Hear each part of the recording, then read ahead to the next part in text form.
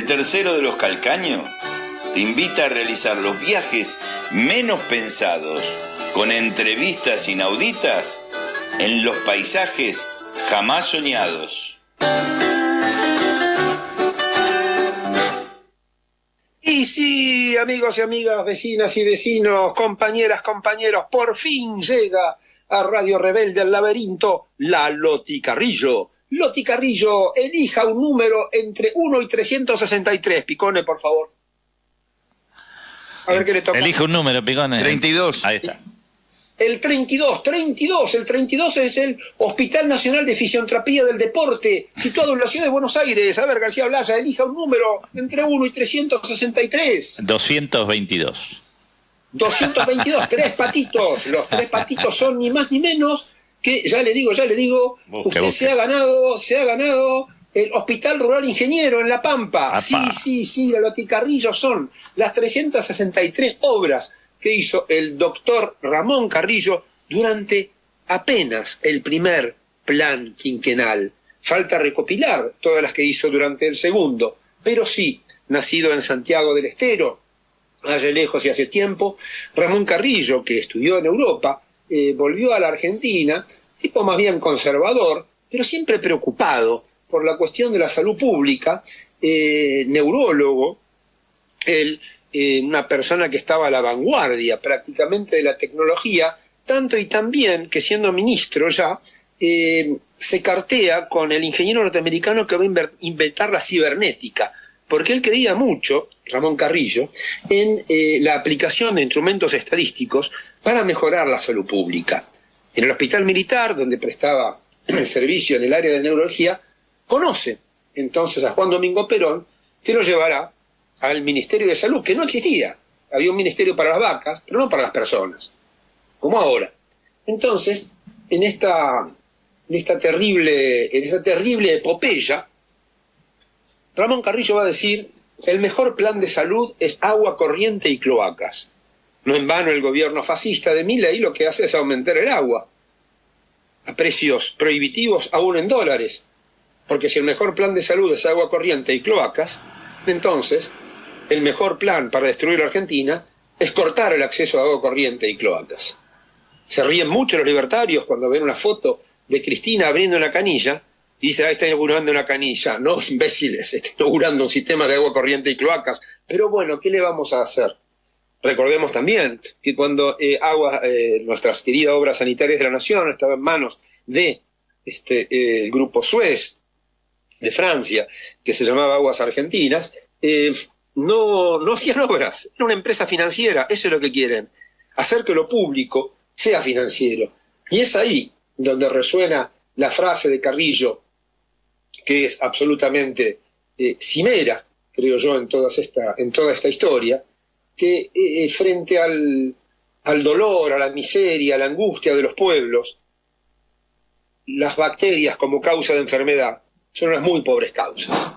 Es decir, Carrillo va a hacer lo que no se hace ahora. Es decir, va a atacar las causas, no las consecuencias.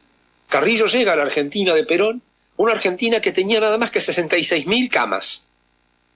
Bueno, Carrillo va a llevar ese número a 163.000 camas, y va a más que duplicar. Porque Carrillo en el hospital militar se fija en las estadísticas de los conscriptos y ve que hay una fuerte correlación, como lo sabemos bien desde entonces, entre las provincias más pobres y las personas con más problemas de salud. Y eso no es bueno. Entonces, evidentemente, Carrillo va a encarar grandes, gigantescas campañas de vacunación. Tanto que prácticamente va a desaparecer la sífilis. Se corta por la mitad a las muertes por tuberculosis.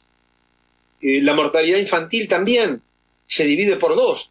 Mortalidad infantil, sífilis, son esos indicadores básicos que muestran cuando una sociedad está sana o cuando una sociedad está enferma. No estaba solo en su tarea, lo secundaba su querido amigo Salomón Chichilinsky, que era médico y literato, que había empezado su vida cargando bolsas en el puerto para mantener padres y hermanos, y luego, en esa Argentina donde todavía la educación era un modo de ascenso social, había llegado a ser catedrático de neurología, el doctor Chichilinsky.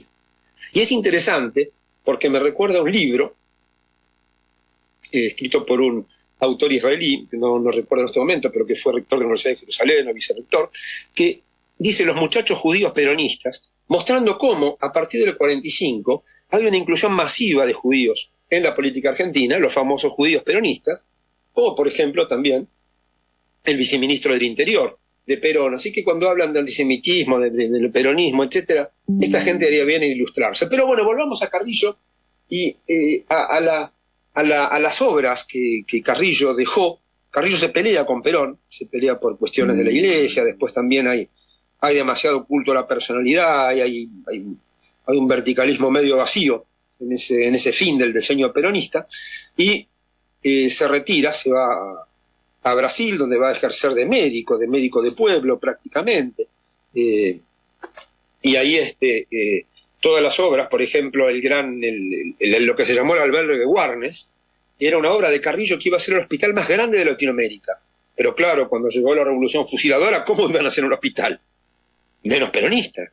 Recordemos también todos esos aparatos, todos los pulmotores que tenían el sello de la Fundación Evita, que se rompían, se tiraban, y que después, evidentemente, ya no servían para nada, y dejaban a la población totalmente expuesta. Para que el peronismo desaparezca, si es necesario liquidar al pueblo argentino, pues se hará, que es lo que estamos viendo hoy en el gobierno de Milei, con toda la destrucción de la salud pública. Hablábamos del norte argentino, de lo que pasa en Salta, también de lo que pasa en Jujuy, donde ese gobierno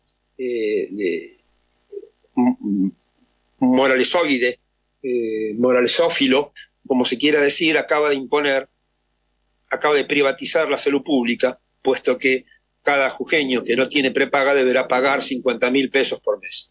¿Lo sabían? Bueno, así están las cosas. Donde hay una necesidad, antes había un derecho, hoy hay un negocio, hoy hay un mercado, como dice Sturzenegger. ¿Cómo hacemos con el aire, por ejemplo? Porque si donde hay una necesidad hay un mercado, entonces, habida cuenta que no hay mercado del aire, no se puede comprar ni vender aire, entonces no es una necesidad. Fíjense la lógica de esta gente. Entonces, si no es una necesidad, no necesitamos respirar. Tratan de ser totalizadores de una realidad que no entienden, y al final, al único que llegan es a ser totalitarios. Carrillo, desde toda su obra, recordemos también que en los años 30, como era amigo de Homero Mansi, se vinculó también a Jauretche, a Scalabrini Ortiz, a Enrique Santos Discépolo, y es esa cosa celestial, por eso hablaba del paraíso, es esa cosa celestial de la misión, cual arcángel de Carrillo sobre la Argentina, que es mejorar las condiciones de vida aquí y ahora. No hay que sufrir, no hay que tener una teleología o alguna cosa rara de que primero hay que sufrir para estar bien. No, la persona que tiene sífilis tiene que ser atendida enseguida porque si no se va a morir. Y en esa época ya había penicilina. Antes la sífilis no se curaba. La tuberculosis, enfermedad social por excelencia. El tipo va y baja la incidencia de la tuberculosis. Todos los hogares para madres solteras, todas las escuelas de enfermería, todos los hogares para niños huérfanos que armó Carrillo, estas 363 obras que presentaba al principio como era Lotti Carrillo, era un Estado que funcionaba porque había un poder político, había una conducción, no solo la de Perón, sino de un montón de cuadros auxiliares de la conducción, y había personas como Carrillo que llevaban adelante esa política social transformadora que nos enseña que la revolución en Argentina no pasa únicamente por tomar el Palacio de Invierno o tribunales, una idea, qué sé yo, la dejo picando, sino por integrar masivamente a todos los que están afuera de la sociedad. Carrillo lo que nos muestra es que, junto con las mejoras de las condiciones de vida, junto con los mejores salarios, junto con las aguas corrientes y las cloacas, prácticamente desapareció el paludismo en Argentina. Hubo, sí, en Buenos Aires, una epidemia de peste bubónica, creo que en el 52. Inmediatamente las 3 o 4 manzanas donde había aparecido eso, que era la peste negra, fueron rápidamente puestas en cuarentena, cercadas por los servicios de salud, curadas las personas, y no pasó a mayores. Eso que se cargó, esa peste que se cargó en el medioevo, a 1/3 de la población de la humanidad. Eso era Carrillo. Eso era el peronismo transformador, en marcha, en acción. El peronismo revolucionario.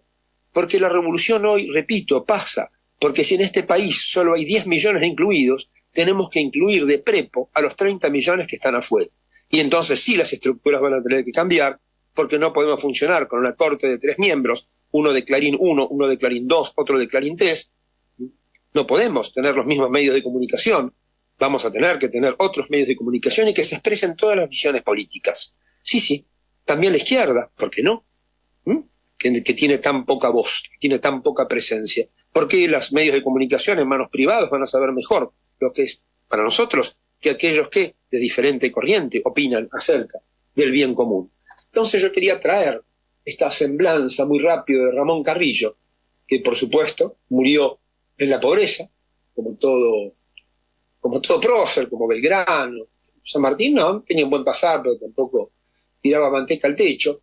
Pero esta cuestión de introducir los instrumentos de medición más importantes de la época, los más avanzados, de tener la voluntad política, de tener los recursos, porque todos esos hospitales, todas esas obras que hizo Carrillo, las hacía el ministro Pistarini, que también terminó solo en el penal de Ushuaia, pobre, sin preso, sin cuidados médicos, y uno ve que eso es algo que la oligarquía no ha perdonado y que el peronismo no reivindica.